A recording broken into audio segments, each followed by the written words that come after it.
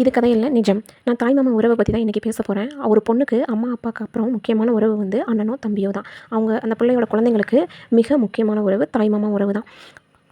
அந்த பிள்ளைகிட்ட தாய் மாமா எவ்வளோ முக்கியம்னு சொல்லி வளர்க்குறீங்களோ, அதே மாதிரி அத்தை உறவு எவ்வளோ முக்கியம்னு சொல்லி யாராவது வளர்க்குறீங்களா?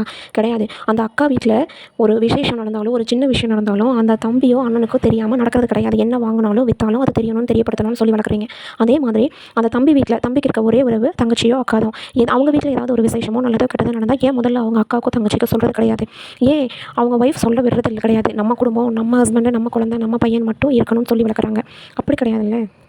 தான் கட்டின மனைவி பேச்சை எந்த இடத்துல கேட்கணும், எந்த இடத்துல கேட்கக்கூடாதுன்றது ஒரு வரைமுறை இருக்குது. தான் அக்காவை பற்றியோ, தங்கச்சி பற்றியோ சொல்லும்போது, அந்த கூட பிறந்தவங்களுக்கு தெரியாதா? தான் தங்கச்சியும், தான் அக்காவோ, தான் கூட பிறந்த அண்ணனோ, தம்பியோ நல்லா இருக்கக்கூடாதுன்னு நினைப்பாங்களா? பொறாமப்படுவாங்களா? தான் தம்பி புள்ள, தான் அண்ணன் புள்ள நல்லா இருக்கக்கூடாதுன்னு நினைப்பாங்களா? அது ஏன் அந்த கூட பிறந்த அண்ணனுக்கும் தம்பிக்கும் புரிய மாட்டேங்குதுன்னு தெரியல. தான் மனைவி பேச்சை கேட்டுக்கிட்டு ஆடாத ஆட்டம்லாம் ஆடிட்டு இருக்காங்க.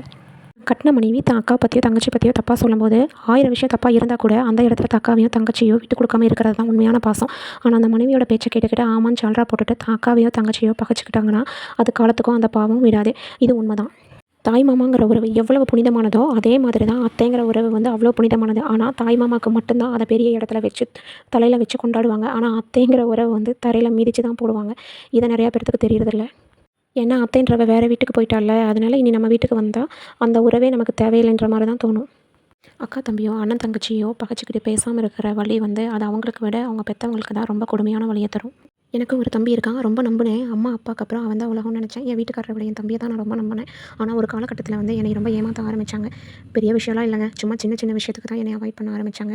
அதுவும் ஒய்ஃப் பேச்சை கேட்டுக்கிட்டு இது அக்காவுக்கு தெரியக்கூடாது, வேணாம் அப்படின்னு. தெரிய வேணாமே, எனக்கு தெரிஞ்சு என்ன பண்ண போகிறோம்? எனக்கு அப்போ தான் தெரிஞ்சது, கூட பிறந்திருந்தாலும் வாயும் வயிறும் வேறு தானே. அப்பா இழப்புக்கு அப்புறம் தான் யாரை நம்பக்கூடாது, யாரை நம்புறது, என்ன பண்ணுறது எதுவுமே தெரியாமல் இப்போ தான் கொஞ்சம் கொஞ்சமாக நான் தைரியமாக வாழ ஆரம்பிச்சிட்ருக்கேன். எங்கள் அப்பா இறந்ததுக்கப்புறம் புத்தி வந்திருக்கு. எந்த உறவாக இருந்தாலும் அளவோட பழகணும். எமோஷ்னல் பாண்டிங் வேண்டாம், சென்டிமெண்ட்டு வேண்டாம். நம்ம உண்டு, நம்ம வாழ்க்கை உண்டுன்னு இருக்கணும். தைரியமாக இருக்கணும். யாரையும் டிபெண்ட் பண்ணி இருக்கக்கூடாது.